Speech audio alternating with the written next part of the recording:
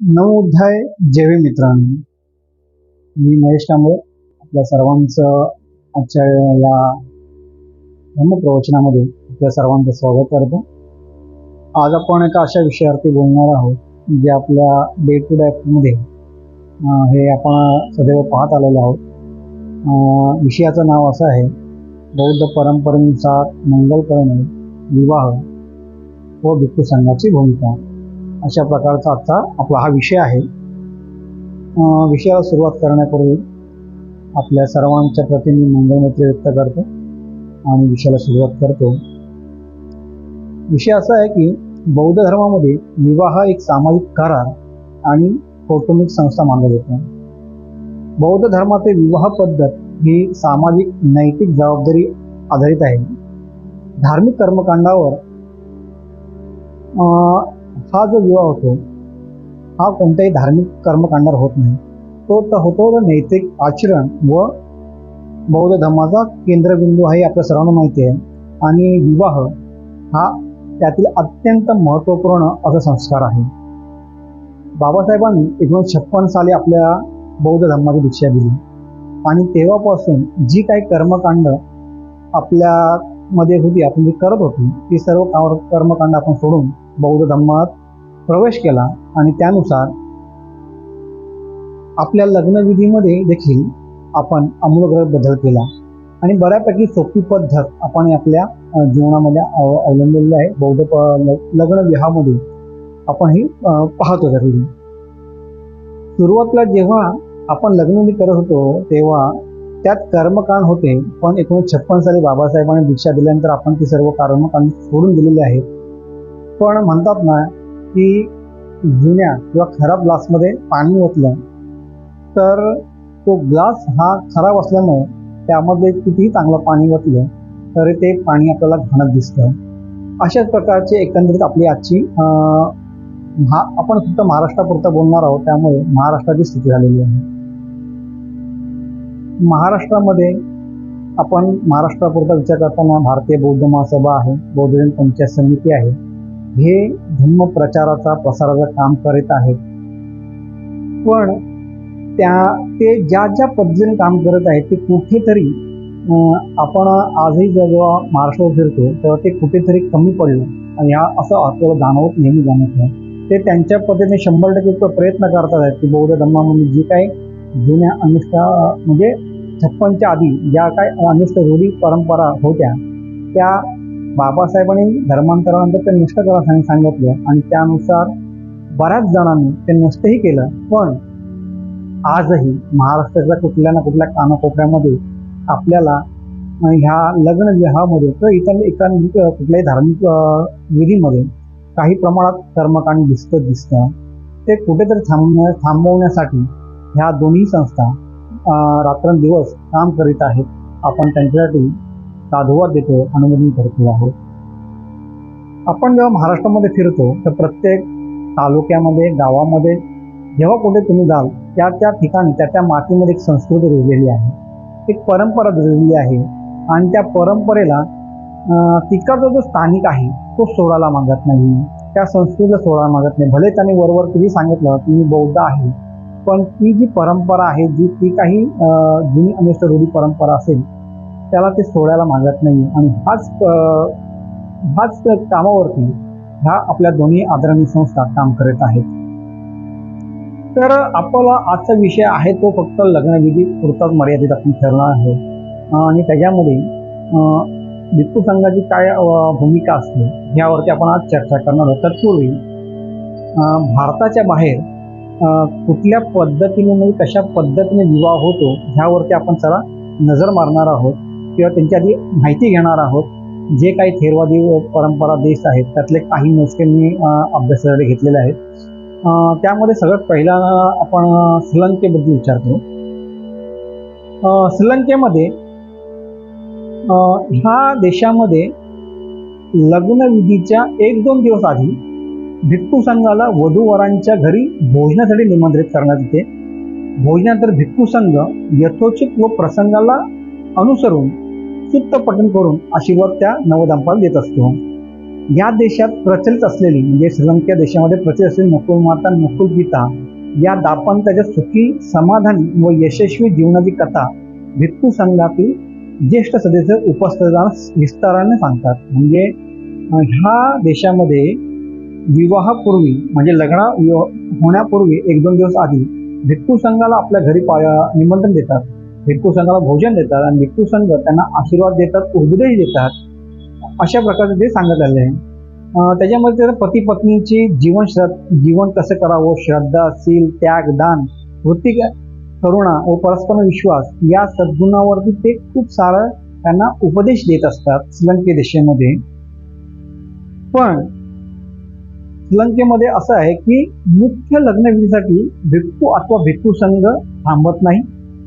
दुसरी, ते जे लग्न आहे ते एखादा ज्येष्ठ उपासकाला त्यासाठी निमंत्रित करण्यात येते आणि तेथील सामाजिक मान्यतेप्रमाणे म्हणजे श्रीलंकेतील सामाजिक मान्यतेप्रमाणे लग्नविधी संपन्न होत असतात.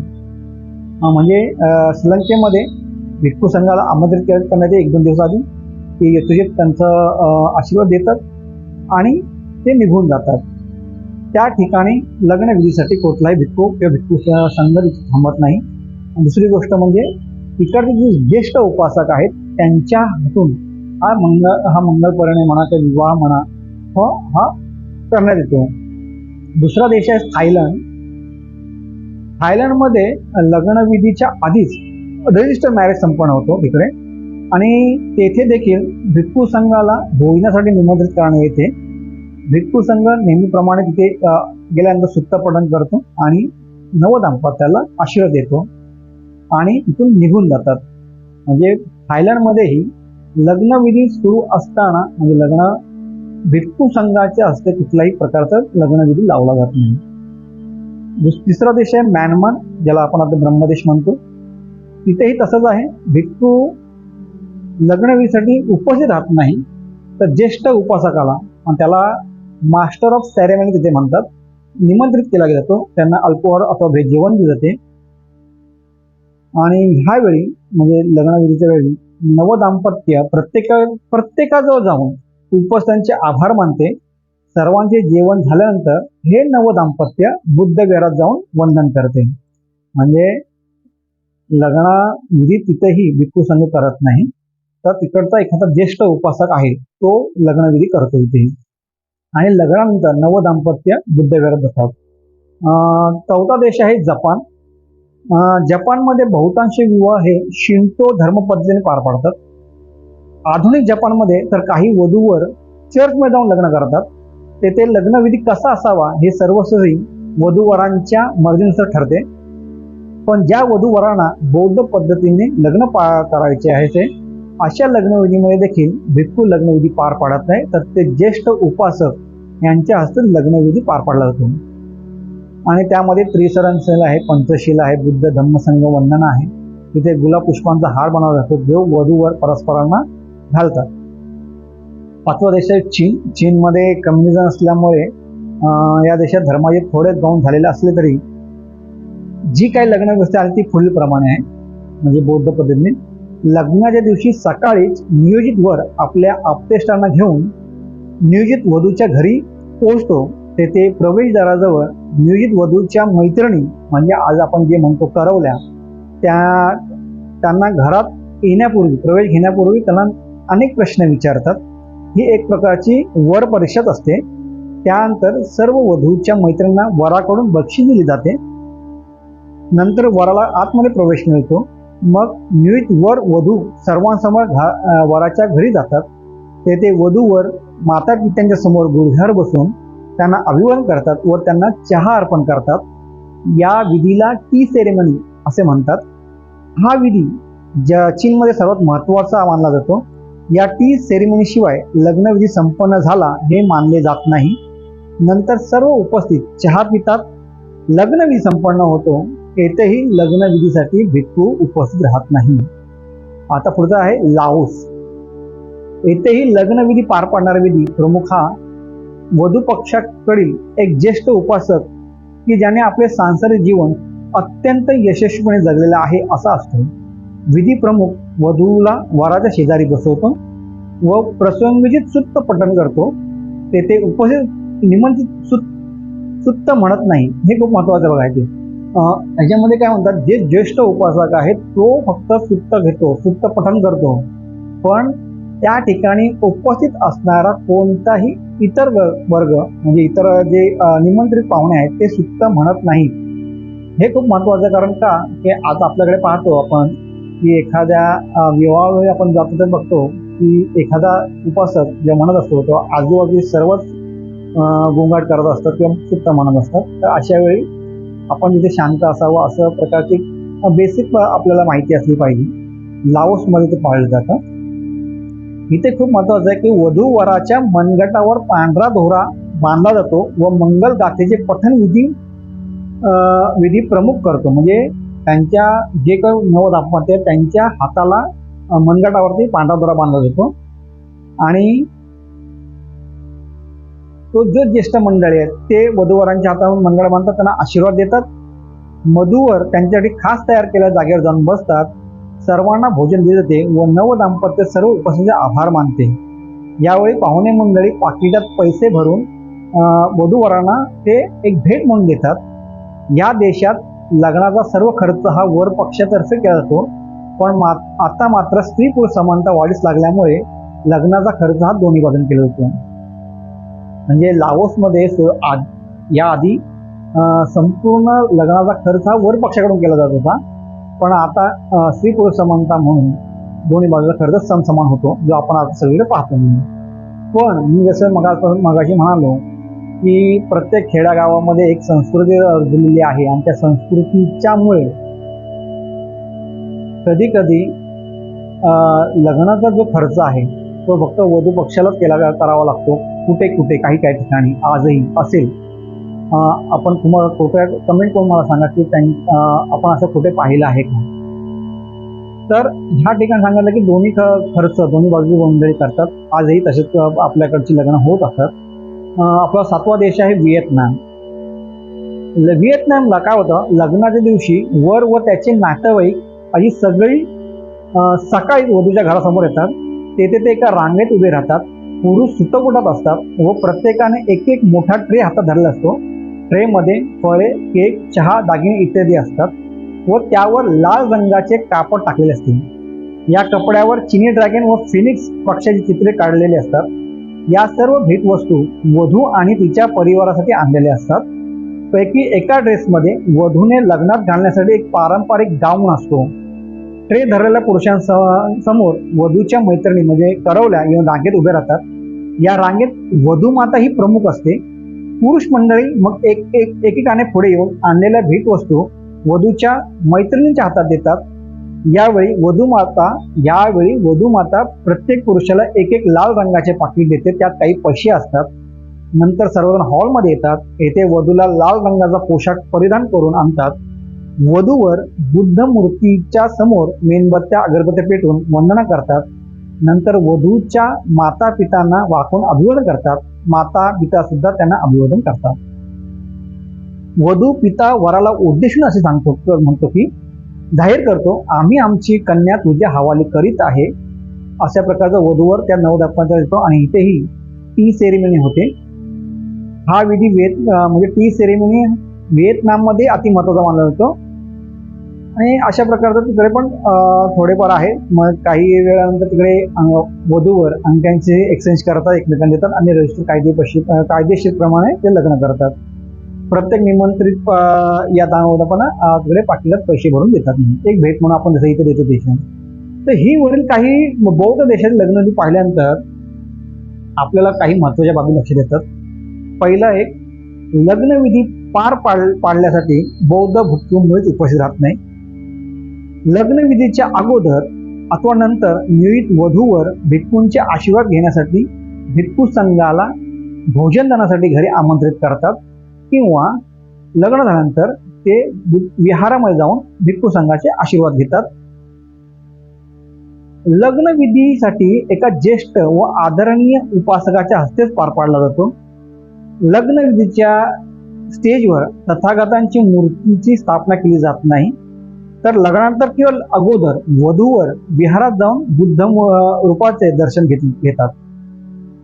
लग्नविधी हा त्या त्या देशातील सामाजिक रूढी व चालीरीतीप्रमाणे संपन्न होतो. म्हणूनच निरनिराळ्या देशात लग्नविधीमध्ये भिन्नता दिसून येते. मात्र कोणत्याही देशात भिक्खू लग्नविधी पार पाडत नाहीत. लग्नविधी संपन्न झाल्यावर नवदाम्पत्यावर फुले वगैरे काही फेकले जात नाही.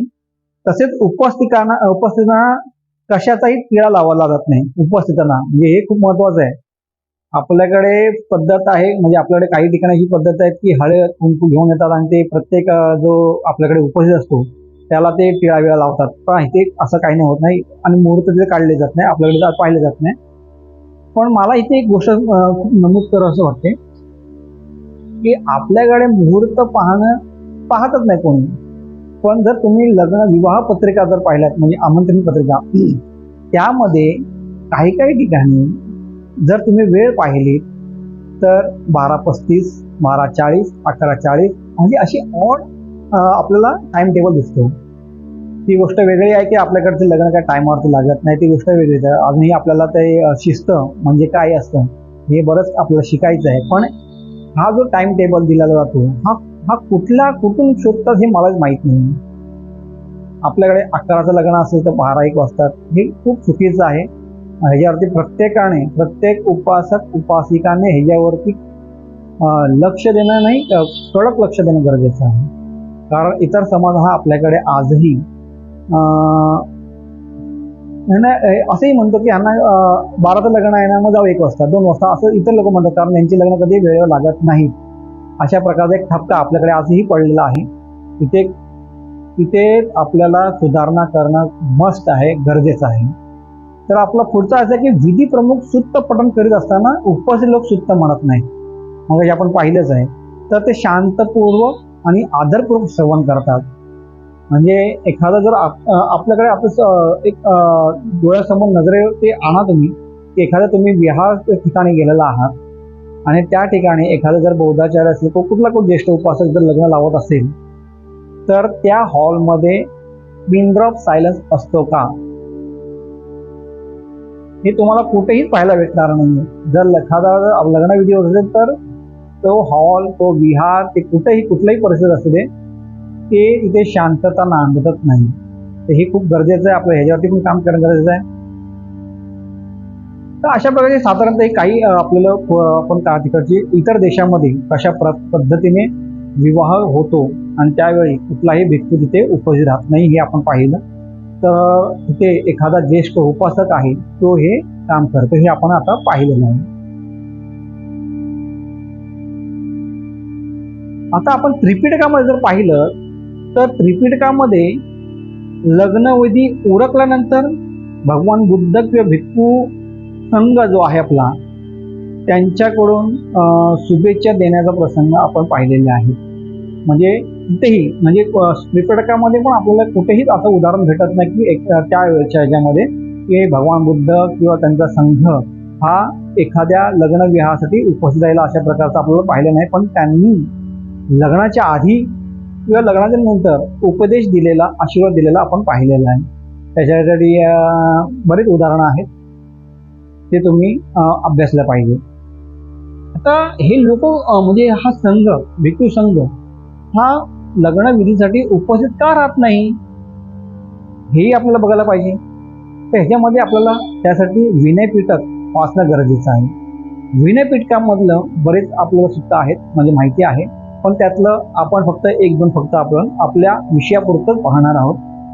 की पहिलं तर आपल्याला पाराजिक बघावं लागेल. भिक्खू संघासाठी पाराजी ह्याचा अर्थ की तो एखादा जर ह्या गुन्ह्यामध्ये अडकला तर त्याचं चिवर काढलं जातं, त्याला निश्चय केलं जातं. तर अशा प्रकारचा एक प्रसंग आपल्याला विनयपीठकातला 4 पाराजिक मध्ये आहे. त्यातला एक आहे की सुदिन्न नावाचा एक भिक्खू, म्हणजे एक गृहस्थ होता. तो संसार जीवनामधून कंटाळला होता, पण त्याच्या आधी त्याचा विवाह झाला होता, धनधान्य संपन्न होता तो. पण संसाराबद्दल आसक्तीला राहिली, तो कंटाळला होता.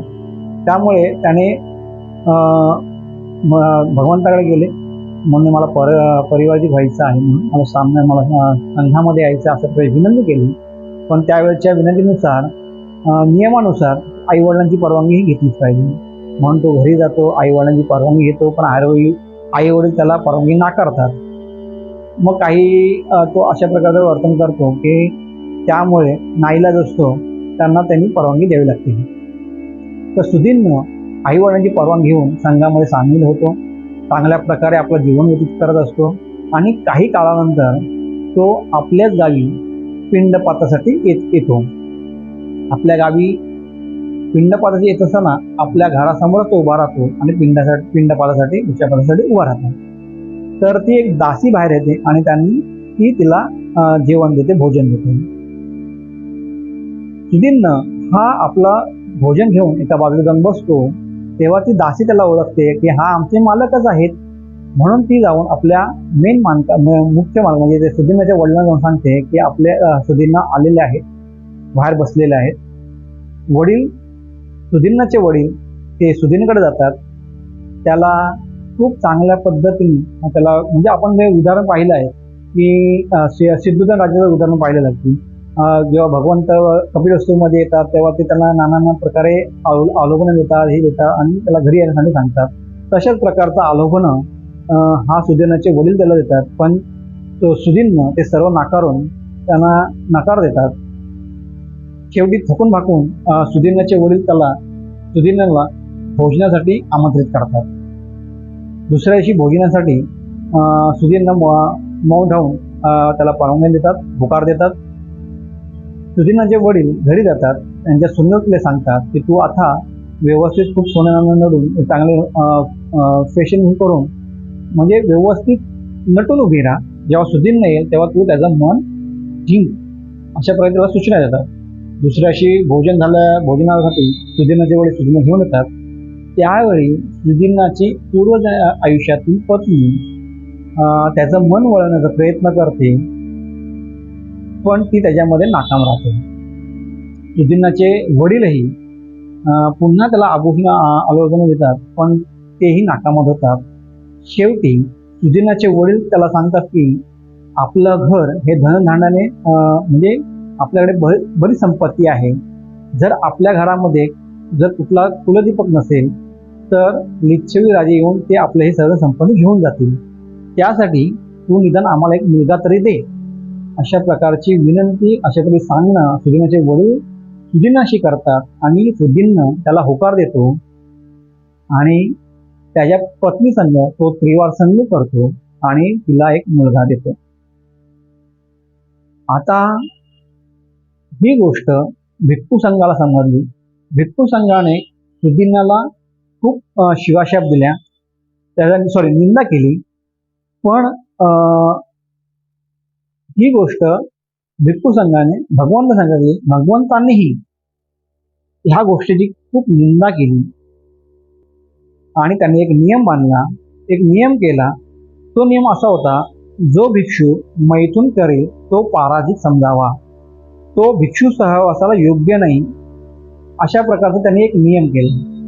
पण ह्या नियमानंतर अजून एका भिक्षूने एका मरकटीशी संग केला. त्यावर ह्या नियमामध्ये बदल करून ह्या नियमामध्ये अधिक भर घालून भगवंतांनी असा नियम केला की जो भिक्षूंचे नियम न सोडता व आपले दौर्बल्य आगाऊ कबूल न करता मनुष्याशी किंवा पशुशी मैथून व्यवहार करील तो पराजित व सहवासाला अयोग्य जाणावा. पाली भाषेमध्ये काय लिहिलेलं आहे, यो पण भिक्खू मैथुनं धम्मं पटिसेवे पराजिको होती असंवासोती.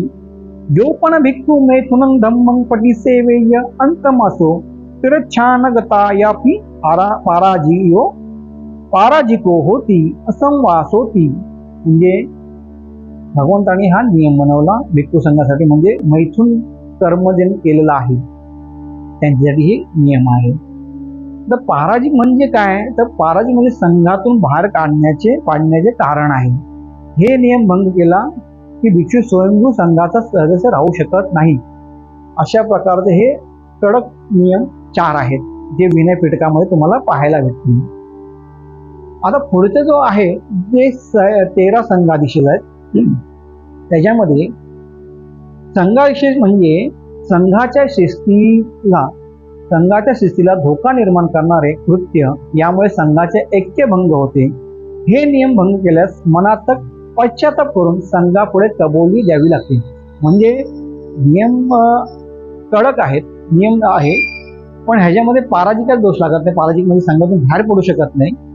पण तुम्ही जर हा गुन्हा केला तर तुम्हाला संघापुढे जाऊन तुम्हाला ती चूक कबूल करावी लागते. हे एकूण 13 आहेत, ते आपण पाहूया. स्वप्नावस्थेत झालेल्या वीर्यपातापासून चेतनायुक्त वीर्यपात संघाधीश होतो. 2. जो कामासक्त भिक्षू विकृत चित्ताने स्त्रीचा हात, वेणी किंवा दुसरा कोणताही अवयव पकडेल त्याला संघाधीश होतो. 3. जसा एखादा तरुणीशी मैथुनविषयक भाषण करतो, तसा एखादा भिक्षू कामासक्त होऊन विकृत चित्ताने स्त्रीशी अश्लील भाषण करेल त्याला संघाधीश होतो. 4.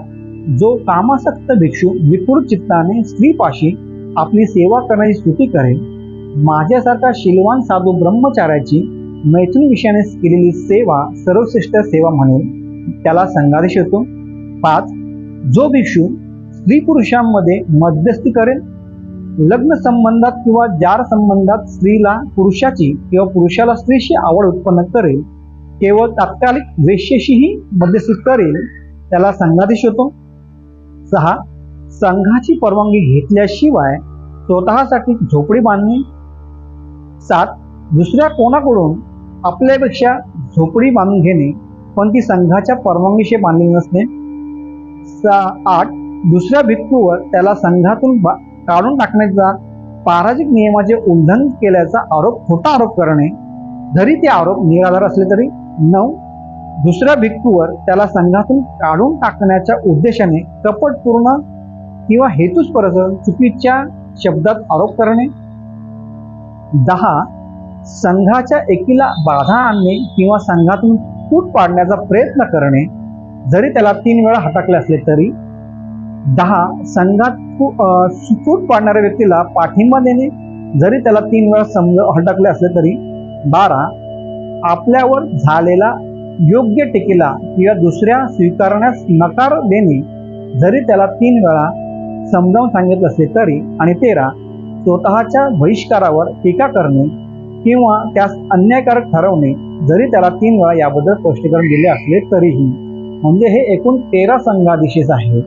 ह्यापैकी हे नियम भिक्खूंच्या आचारसंहितेचा भाग आहेत आणि ते संघातील सुव्यवस्था, पावित्र्य आणि शिस्त राखण्यासाठी महत्त्वाचे मानले जातात. या नियमांचे उल्लंघन केल्यास थेट बहिष्करण होत नाही, तसेच पराजिक नियमामध्ये होत नाही, परंतु कठोर शिस्त आणि संघाच्या सामूहिक निर्णयाची आवश्यकता असते. म्हणजे आपण जसं आता चर्चा करतोय की संघाधीशमध्ये 13 संघाधीशमध्ये तुम्ही एखादा जर विनयाचं उल्लंघन केलं, हे जे 13 आहेत, तर तुम्हाला संघातून बाहेर काढून शकत नाही, पण तुमच्यावरती संघाच्या शिस्तीनुसार एखादा कडक दोष लावला जातो, त्याचं तुम्हाला प्रायश्चित घ्यावं लागतं आणि ते प्रायश्चित घेऊन तुम्हाला भिक्खू संघासमोर आपली चूक कबूल करून पुन्हा आपल्याची चूक सुधारण्याची संधी देते. आपला ह्या 13 संघाधीशापैकी आपला जे विषयाला अनुसरून आहे तो आहे 5व्या क्रमांकाचा संघाधीश. ह्यामध्ये उदाई नावाचा एक भिक्खू जो श्रावस्तीमध्ये राहत होता. हा भिक्खू पुष्कळ लोकांच्या घरी जात असे. अविवाहित स्त्री आणि पुरुष त्याला आढळून आले तर तो त्यांची लग्न जुळवण्याची खटपट करी. म्हणजे हे सर्व तो स्वतः करत असे. लग्न जुळवण्याची कामं, जी कोणी स्त्री किंवा पुरुष हे जर अविवाहित असतील तर त्यांचे लग्न जुळवण्याची कामं तो करत असेल. तर ही स्टोरी बरीच मोठी आहे, आपण शॉर्टमध्ये बघू की ज्या स्त्रियांचा विवाह या उदाईमुळे झाला होता, म्हणजे त्यांनी मध्यस्थी केली होती, त्यातल्या बहुतांश स्त्रिया या दुःखी झाल्या होत्या. आणि त्या सर्व म्हणजे उदाहरण म्हणून बघायला तर आज आपण पाहतो की काही जण असे असतात की आमच्या मुलीमुळं काही आपले वधूवर ते पालक कोणाला मध्यस्थी सांगतात की आमच्यासाठी मुलगा, आमच्या मुलीसाठी मुलगा पहा, आमच्या मुलासाठी मुलगी पहा. तर असा मध्यस्थी हा कुठलीही एखादी शहानिशा न करता, बॅकग्राऊंड न बघता, फक्त काही वरची कमाई व्हावी म्हणून तो संबंध जोडतो त्या दोन्ही कुटुंबामध्ये आणि तो साईटला होतो. पण खरी परीक्षा पुढे असते. कुठलीही शहानिशा न केल्यामुळे ते मुलीला मिळालेलं घर चांगलंच असेल किंवा वाईट असेल हे सांगता येत नाहीये. पण बहुतांश ठिकाणी ह्या मध्यस्थी करण्यामुळे, मध्यस्थी असल्यामुळे वधूचे किंवा वराचे पालक ही योग्य चौकशी करत नाहीत आणि ते त्या व्यक्तीवरती अंधा विश्वास ठेवतात आणि कधी कधी अशी लग्न ही फेल जातात. बऱ्याच ठिकाणी कलह मानलेला असतो. आजही आपण आपल्या आजूबाजूला पाहिलं तर आपल्याला दिसून येईल की या मध्यस्थीमुळे, मध्यस्थीवर विश्वास ठेवल्यामुळे आपण खूप चुकीचा निर्णय कधी कधी घेतो. दिसायला सुरुवातीला खूप चांगलं असतं, पण नंतर नंतर म्हणजे खरी गोष्ट बाहेर येते. तर अशा प्रकारचे ज्या काही स्त्रिया होत्या त्या खूप दुःखी झाल्या होत्या लग्नामुळे आणि त्या सर्व त्या उदाईला शिवाशाप देत होत्या. आणि ही गोष्ट संघातील भिक्खू संघाला संबंधली होती. कारण त्याला हटकलंही होतं असं करू नको म्हणून, तरीही तो त्याच्यामध्ये करत होता. आणि हीच गोष्ट पुढे जाऊन भगवंताने समजली. भगवंताने मग नियम लावून दिला की जो भिक्षू स्त्री पुरुषांमध्ये मध्यस्थी करेल, लग्न संबंधात किंवा जार संबंधात स्त्रीला पुरुषाची किंवा पुरुषाला स्त्रीची आवड उत्पन्न करेल त्याला संघाधीश होता. हा सुरुवातीला नियम होता, ह्या उदाईमुळे लागलेला नियम होता. त्याच सावस्तीमध्ये अजून एक घटना की काही धूर्त उद्यानात बसले होते, चैनीसाठी गेले होते आणि त्यांनी तिथे एका वेश्याला बोलावलं होतं. म्हणजे आजकाल कॉल गर आपण जे म्हणतो, आपण कॉलिंग मध्ये बोलत होतो त्यावेळी त्यांनी एका वेश्याला तिथे बोलावलं होतं. पण ती वेश्या तिथे त्यांच्याकडे जाईना. अशा वेळी काय होणार असं त्यांनी चर्चा केली असता त्यांच्या डोक्यामध्ये विचार आला की आपण हे काम उदाईला सांगू, उदाई हे काम व्यवस्थित करा आणि ती वेश्याला आपल्याकडे घेऊन येईल. तिथेच एक बुद्धोपदेश, एक उपासक बसला होता. त्याने ते ऐकलं. त्याने ते सांगितलं की श्रमण गौतमाचा जो भिक्खू संघ आहे तो हे काम कदापि करणार नाही. आणि ही गोष्ट ऐकल्यानंतर त्यांच्या मनामध्ये, त्यांच्यामध्ये पैज लागली आणि त्यांनी त्या पैजेसाठी उदाईकडे गेले आणि उदाईला सांगितलं असं आहे म्हणून. उदाई त्या वेश्येच्या घरी गेला, तिची मनधरणी करून तिला समजावून त्या वेश्येला त्या तरुणांकडे तो घेऊन गेला. हे जेव्हा त्या उपासकाला समजलं तेव्हा त्याने त्या उदाईची खूप निंदा केली. ही गोष्ट त्या उपासकाकडून भिक्षू संघाकडे गेली. भिक्षू संघाने त्याची निंदा केली आणि भिक्षू संघाकडून भगवंताकडे गेली आणि भगवंताने त्याची खूप निंदा केली. त्यानंतर त्यांनी ह्या नियमामध्ये अजून थोडासा बदल म्हणजे ऍड केलं. म्हणजे पहिला नियम होता जो भिक्षू स्त्री पुरुषांमध्ये मध्यस्थी करेल, लग्न संबंधात किंवा जार संबंधात स्त्रीला पुरुषाची किंवा पुरुषाला स्त्रीची आवड उत्पन्न करेल, इथपर्यंत नियम होता. त्यानंतर ही जी वेश्या त्यांनी घेऊन गेले, त्यानंतर भगवंताने अजून त्याच्यामध्ये ऍड केला, तो म्हणजे तात्कालिक वेश्येलाही मध्यस्थी करेल, म्हणजे तिला घेऊन जाण्यासाठी मध्यस्थी करेल, त्याला संघाधीश होतो. आता ह्या 13 संघाधीशांपैकी हा जो 5वा संघाधीश आहे, या संघाधीशाचं म्हणजे विनयाचं आता आपण जे पाहिली देश त्या देशामध्ये तंतोतंत पालन केलं जातं. ते तिकडचा भिक्खू संघ हा कुठल्याही लग्न विधीमध्ये म्हणजे लग्न सुरू असताना तिथे उपस्थित राहत नाही किंवा मध्यस्थी करत नाही. हा तिकडचा व्यवस्थित पद्धतीने पाळण्यात केलेला नियम आहे. आणि आपण आता बरेच देशांची उदाहरणं पाहिली त्यामुळे आपल्याला ते समजून आलं असेल. पण आता आपल्याकडे काय होतं ते आपण माहिती घेऊया. आपल्याकडे काय करतात, एक चित्र लक्षात घ्या. लग्न विधीमध्ये काय होतं, स्टेज आहे, स्टेजवरती बुद्ध रूप आहे, बाबासाहेबांचा फोटो ठेवला जातो, वधू वरांना त्यांच्याकडे तोंड करून उभं केलं जातं, वसंतच्याकडे पाठ करून उभं केलं जातं.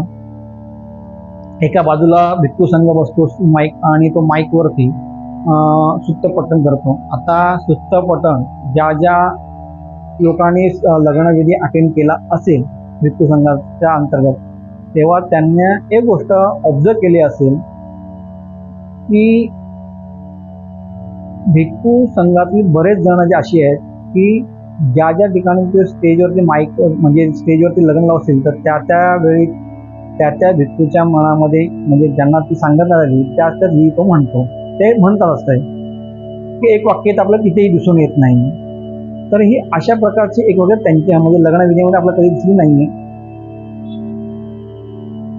बाहेरच्या देशामध्ये आणि आपल्या देशामध्ये अशा प्रकारचे आपण लग्नविधी पाहतो. बाहेरच्या देशातील भिक्खू तिकडे जात का नाहीये, त्याला दोन कारण आहेत.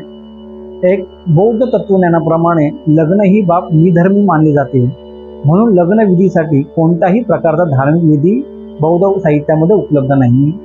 दोन, बौद्ध भिक्खू हा पुजारी किंवा भट अथवा पुरोहित नव्हे, ते तर धम्म शिक्षक आहेत. ही भूमिका ती लोक तिथे मांडली जातात. आता अशा प्रकारची सिच्युएशन बाहेरच्या देशामध्ये आपल्या देशामध्ये भिक्खू संघ आहे.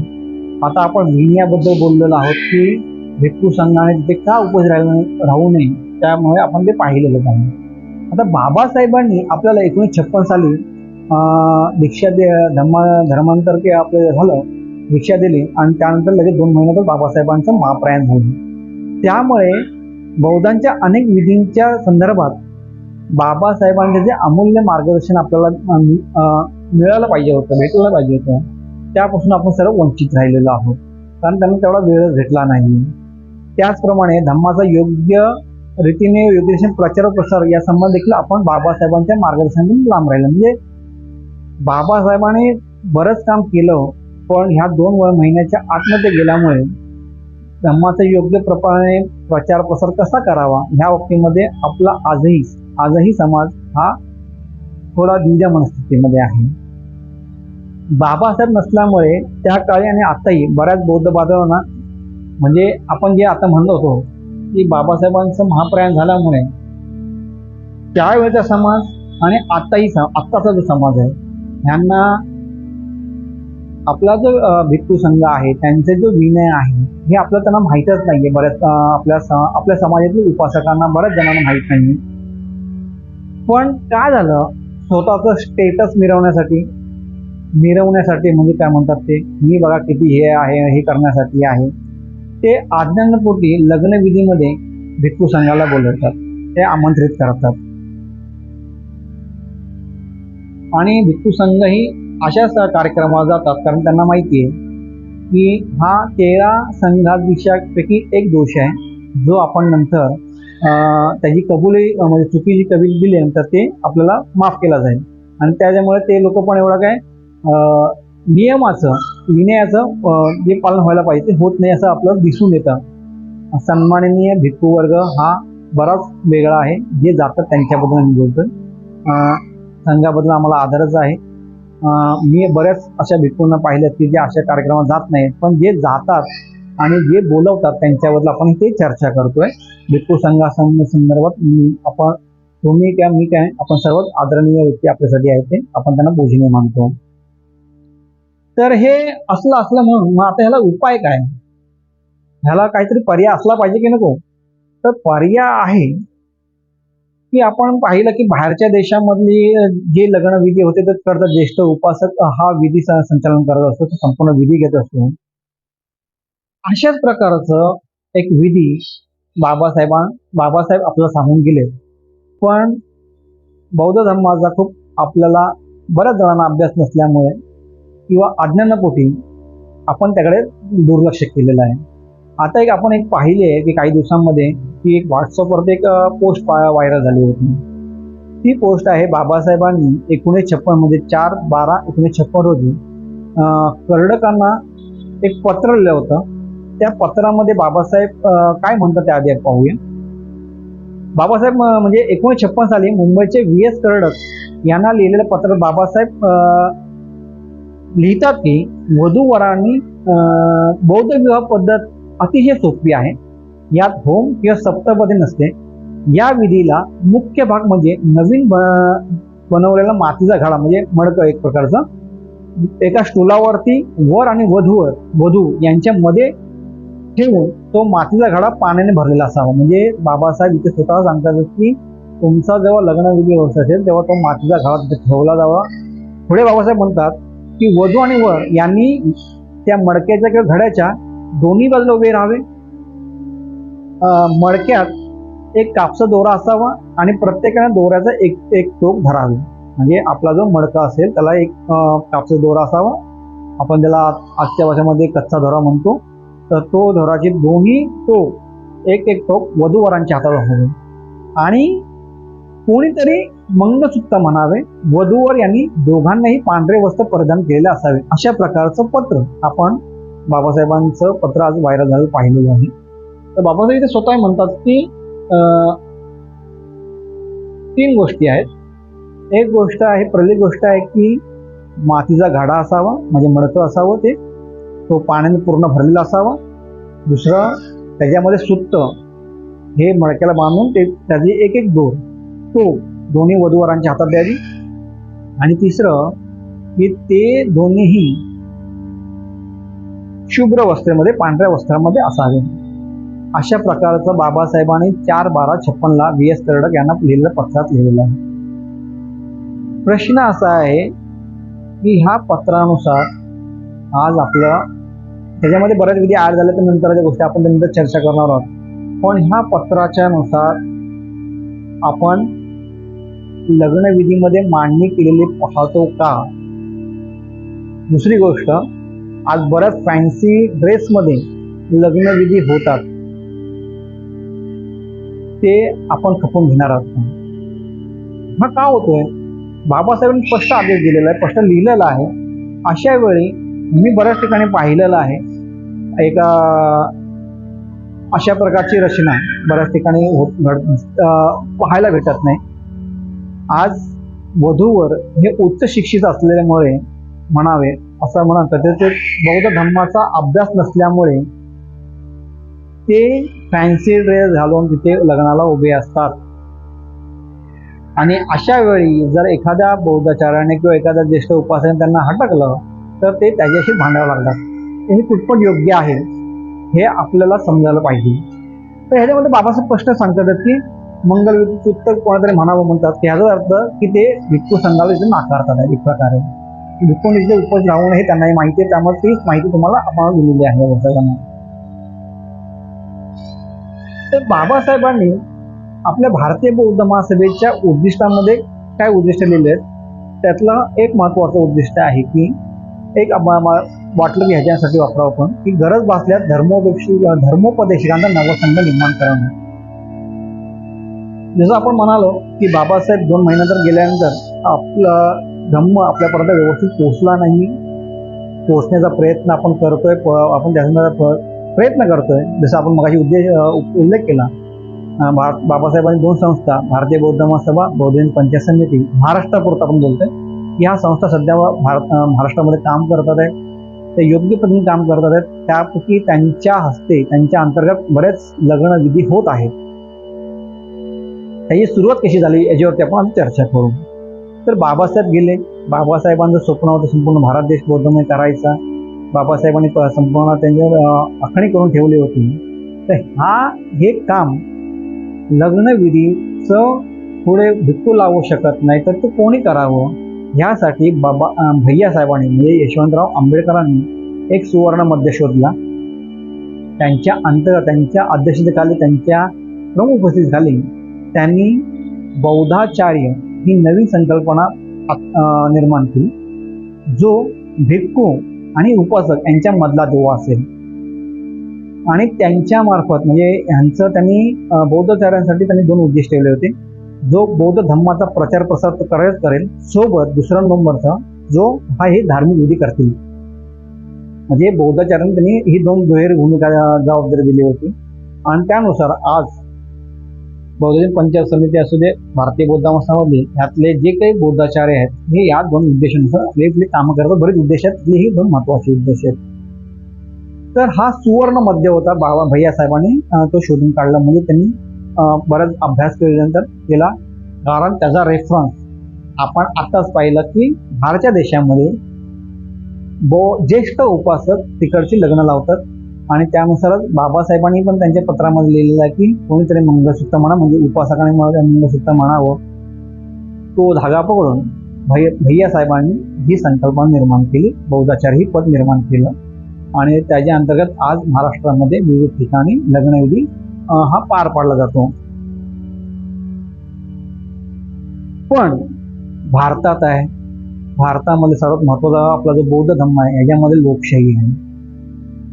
बौद्धाचार्यानेच फक्त लग्न लावावं असं कुठेही जबरदस्ती केली गेली नाही कुठेही, की त्यांच्याच असे लग्न व्हावं, विधी व्हावा.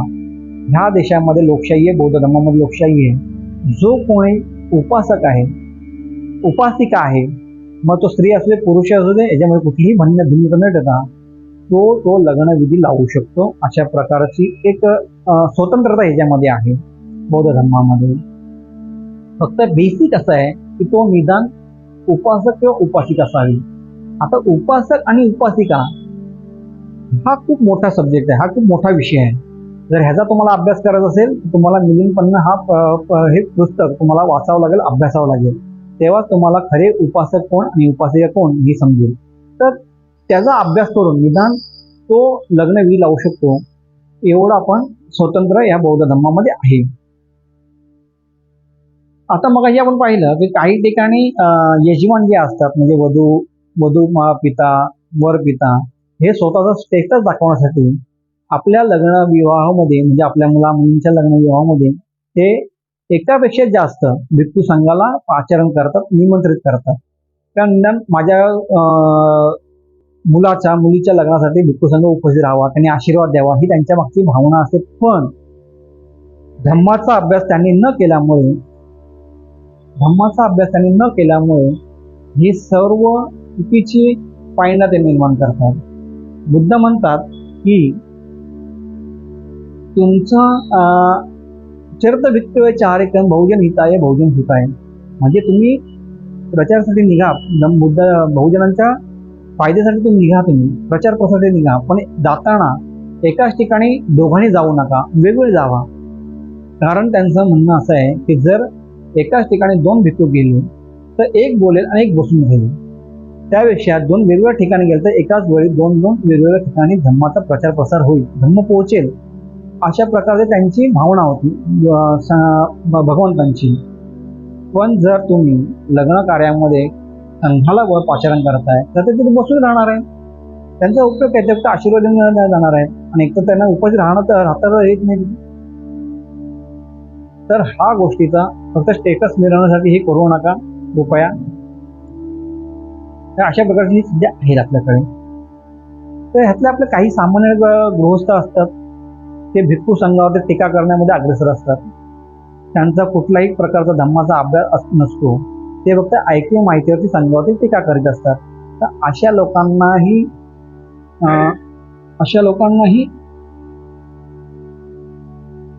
अशा ठिकाणी त्यांना धम्माचा अभ्यास करणं गरजेचं आहे. जर ते अभ्यास करतील तर ते पुढे जाऊन विनयाचा अभ्यास करतील आणि ते समजून घेतील. टीका करण्यापेक्षा अभ्यास करा हे खूप महत्वाचं आहे. जर उपासक उपासिका यांची एक मोठी फळी तयार झाली आपल्यामध्ये, तर आपल्या मुलांच्या विवाही ते विवाह होण्याच्या 1-2 दिवस आधी आपल्या घरामध्ये भिक्खू संघाला बोलवतील. भिक्खू संघातर्फे परित्रम पाठ ठेवतील. परित्रम पाठामध्ये भिक्खू संघ त्या नवदाम्पत्याला आशीर्वाद तर देतील, सोबतच सुखी जीवनाचे जे काही भगवान बुद्धांनी आपल्याला संदेश दिला आहे त्यांना संदेश सांगतील, त्याचा उपदेश करतील आणि त्या उपदेशाच्या अनुसार संपूर्ण ते नवदाम्पत्य आपलं आयुष्य पुढे नेतील, सुखी समाज जगू शकतील. पण त्यासाठी आपल्याकडे उपासक उपासिकांची फळी होणं खूप गरजेचं आहे. ही संस्कृती निर्माण होणं गरजेचं आहे. जर ही संस्कृती निर्माण झाली तर प्रत्येकाचं आयुष्य हे सुखी समाधानीच होणार आहे. पण आपल्याला त्यासाठी कष्ट करणं गरजेचं आहे. उपासक उपासिक होण्यासाठी बुद्ध संस्कृती घरामध्ये रुजणं गरजेचं आहे. त्यासाठी त्रिपिटकाचा अभ्यास करणं, बुद्ध वचनाचा अभ्यास करणं आपल्या घरामध्ये होणं पाहिजे. जर आपल्या घरामध्ये उपासक आणि उपासिका निर्माण झाली तर बाबासाहेबांनी जे स्वप्न होतं की सारा देश आपल्याला बौद्धमय करायचा आहे, जर उपासक उपासिकांची व्यवस्थित फळी निर्माण झाली तर बाबासाहेबांना हे स्वप्न पूर्ण करण्यासाठी जास्त वेळ लागणार नाही. तर आजच्या पुरतं जो आपला विषय होता की बौद्ध मग आपला जो बौद्ध पद्धतीने विवाह होतो त्यावेळी भिक्खू संघाने तिथे खरंच उपस्थित राहणं गरजेचं होतं का? नसेल तर ती जागा कोणी पूर्ण करायची यासाठी आपल्याकडे आज आपण उपाय केलेले आहेत. जर आपल्यामध्ये उपासक उपासिका बौद्धाचारी संघ म्हणजे यांचे जर व्यवस्थित निर्माण झालं, संस्कृती निर्माण झाली, तर अशा प्रकारचं आपल्या अज्ञानापोटी आपण भिक्खू संघाला आपल्या अज्ञानापोटी भिक्खू संघाला कुठल्या आपल्यामुळे दोष लागणार नाही. तर ही काळजी आपण सर्वांनी घ्यावी. आपल्या सर्वांच्या प्रती मंगल मित्र व्यक्त करतो आणि कृपया ह्या जास्तीत जास्त कमेंट करून सांगा की आपला आजचा विषय आपल्याला कसा वाटला. पुढचा रजा घेतो. नमो बुद्धाय. जय भीम.